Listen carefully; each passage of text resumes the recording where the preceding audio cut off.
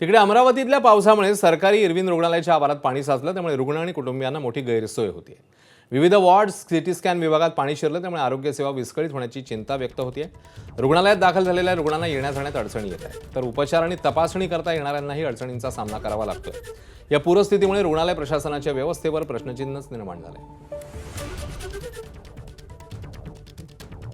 अमरावती शहरात अनेक भागामध्ये मुसळधार पावसाने हजेरी लावली आणि या पावसाचा फटका बसलेला आहे थेट जिल्हा सामान्य रुग्णालय इरविन रुग्णालयाला।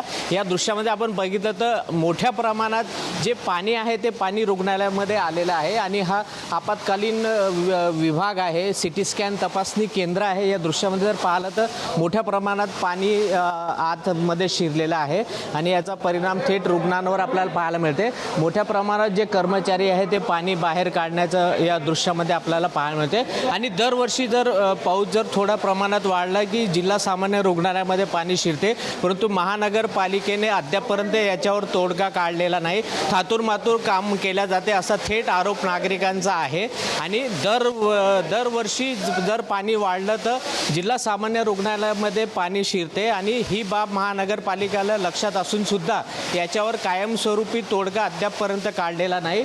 याचा फटका जो आहे तो रुग्णांना आपल्याला पाहायला मिळतो। कॅमेरामॅन अमोल देशमुखसह प्रणय निर्वाण, एबीपी माझा, अमरावती।